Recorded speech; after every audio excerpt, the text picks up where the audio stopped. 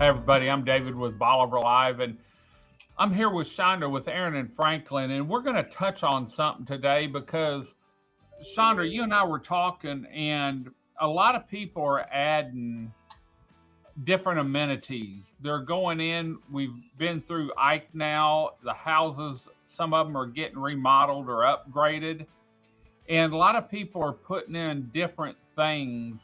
Uh, Due to lifestyle change, maybe they've got it in the rental pool, but weight on your floor. You and I were just talking about someone wanting to put in an aquarium or a wine rack, and say the wine rack is 16 inches wide by, or 12 inches wide by a foot deep, but it's from floor to ceiling. Now you have some weight on that.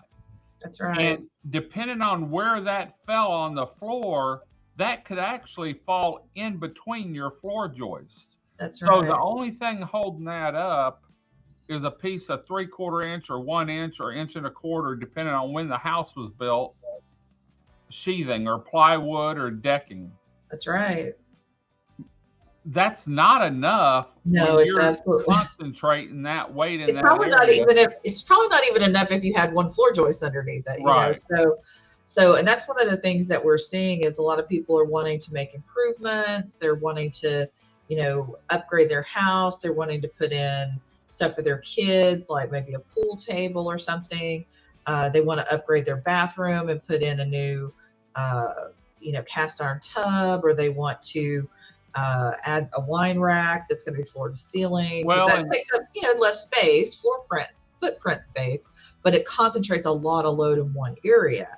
Same with fish tanks. You don't think about it, but fish tank is a big block of water. And we had a client that did like a floor to ceiling fish tank, and it's like we have to design this whole floor system. And typically in Bolivar, we do kind of the minimum requirements for windstorm, but when you start getting into things like that where you're adding in higher loads outside of just the normal floor loading, you really need to let somebody really look at that, because you don't want to have a structural failure or poor performance over time. It's really important that those things are well supported so that it serves its purpose and it's safe for everyone. Well, the other thing people are doing down here, and it's the easiest thing to get in some kind of pool or something, is they're putting hot tubs on their deck.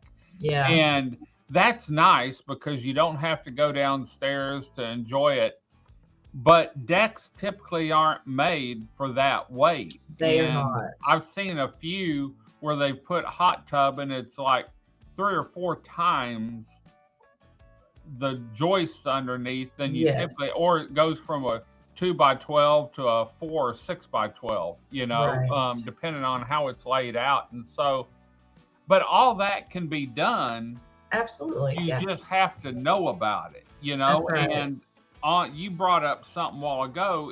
If you're going to add on something, and say you're putting in a hot tub, but you want it ground level, you may want to think about a detached deck, because that joist for that is going to be lower. And if you attach that to your existing house and deck, then your insurance is going to change, because your lowest horizontal member is going to be lowest lower. horizontal member changes, and 3 foot down here is a whole lot of difference. It is. As to where you just build it and it's detachable, then it changes a lot, and your insurance on your home's not going to change. It may not be insurable, but you don't have to worry about the added money from insurance. That's right. That's one of the things that we've been recommending to people. If they're going to put in a pool or a hot tub and they want it flush with their deck surface, which is very desirable. People really like that. But you don't want to have that attached to your house, because to recess it where the top of that is flush or pretty close to flush with the deck surface, you've got to put a stringer system lower to support the bottom of that pool or hot tub. And so then you don't want that to be the thing that dictates your lowest horizontal member for your house. So if you have a detached, completely separate framed deck that is independent of the main structure, you can treat those like two separate structures, and then that doesn't feed into your insurance requirements for your house. So it's a small distinct change, and it's not really considered an addition. It's considered a freestanding structure. Okay. So then you don't have to worry about it impacting Right. your premiums ongoing. Yeah, because But you can still get above flood. You're still above flood elevation, but you're probably barely above flood elevation. And so that's really, instead of your whole house being rated at maybe 1 foot above flood elevation, it's still like at 4 or 5 feet above flood elevation, which is going to be a much favorable. Where you're going to get a lot better rate. Yeah. If people are wanting to add this on after the home is built, or they want to add something inside, you can go in and look at their plans and say, okay, you need to do this. And a lot of it, if it's on the first floor, even if they have flooring underneath the house or soffit, a lot of times you can pull that down, make the adjustments. Absolutely. A contractor can, and then you're good to go. It's not like you're having to tear out sheetrock and put usually we try to do it as minimally invasive as possible. A lot of times you can just pop the soffit, infill what you need to do, brace what you need to brace, and then you're good. Typically what we would see is under a hot, and it depends on the span and how big of a hot tub or pool we're talking about, but typically we would see a double or triple up of joist underneath that area. But the other thing is you've got the stringers would have to maybe be upgraded a little bit too, because they're taking a lot more weight from that area concentrated on the stringers. So those two things can be managed underneath. If it's something that's higher up, like say a pool table on a second level, we would have to get a little bit more creative. Maybe it's better to pull the floor up than it is to pull the ceilings down. So we can work with it. But okay.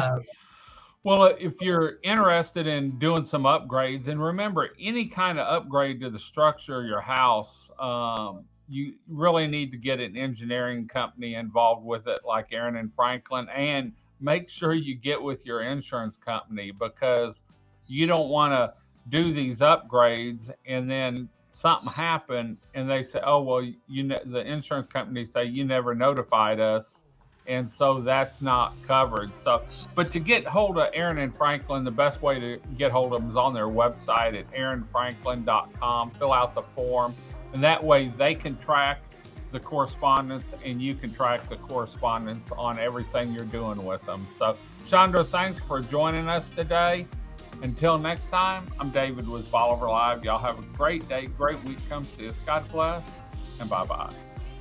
Video equipment is sponsored by Crystal Beach Decor and More, located at 1959 Highway 87 in Crystal Beach, Texas, and Beachy Beatnik Boutique and Jewelry, located at 970 Surfside and Highway 87 in Crystal Beach, Texas.